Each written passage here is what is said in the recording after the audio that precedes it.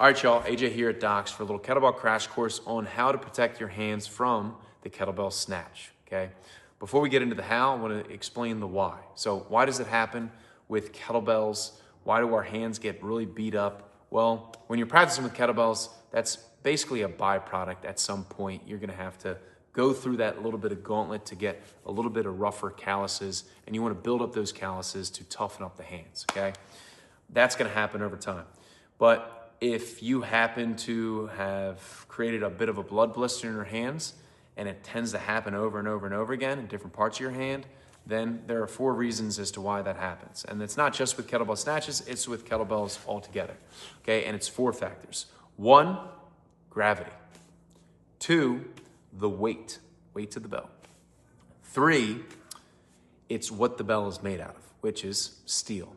And 4, and this is the part where we have control over, which is what we want to put our focus into, is the grip.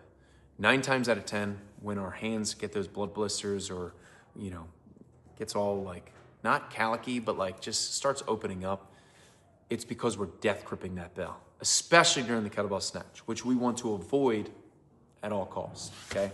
So a lot of reasons as to why you should avoid death gripping that bell during any ballistic movement, but especially the kettlebell snatch, okay? Given the fact that the bell is traveling the furthest distance, okay? You're going all the way down between your legs and all the way at the top.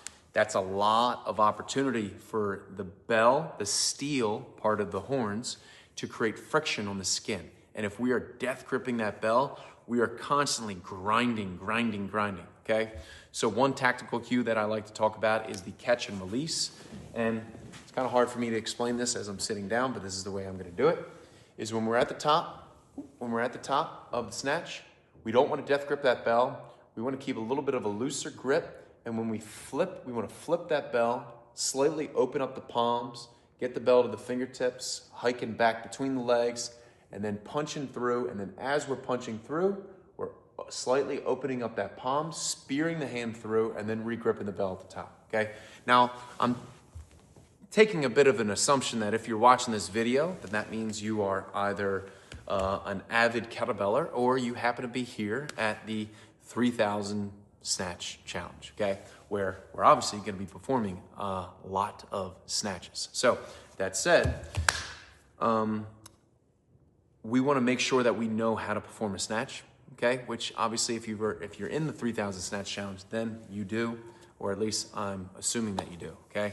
So practicing the catch and release with a lighter bell would be good practice if you've never done it before, and then start gradually incorporating it within your workouts, okay?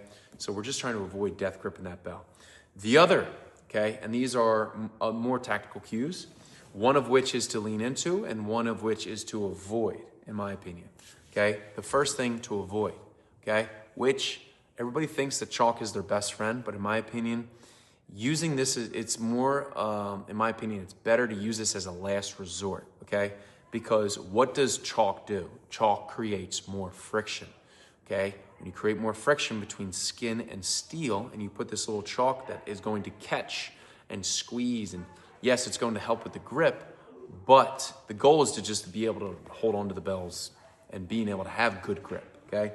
When you put chalk into the mix, when you throw it into the pot, it really is just gonna start grinding up your hands, and you're more likely to tear up your hands with chalk than without chalk. Now, of course, if your hands are super sweaty and you need them, you gotta also be mindful because then that chalk could turn into clay, okay? So using that as a little bit of a last resort is my suggestion, okay? But what do I know? The second one is cutting off the ankle part of an old sock. I don't know whose sock this is, but you know what? Here we are. We're pretty gritty here at Docs, okay? And placing it over the problematic area, okay? So from here, the reason I like this is because you're still allowing the bell to slide, okay, across the palm or wherever you may have the blood blister or just it's an open wound. But you still have the grip, okay? So you have the ability for the bell to slide, and you still have the grip and the fingertips and in the palm, okay? And the last thing I'll say is that, listen, we've been on this earth for a very, very, very long time. Our bodies heal, okay? We are more resilient, and you are more resilient than you probably give yourself credit for, okay? So that said, if you have a cut in your hand, or if it's starting to turn into a callus, don't pop it. Don't shave it. Don't use sandpaper. Honestly, I would even say don't use new skin either. I mean, what I would suggest is at the most I would put, when you're not working out, put a little Vaseline, okay?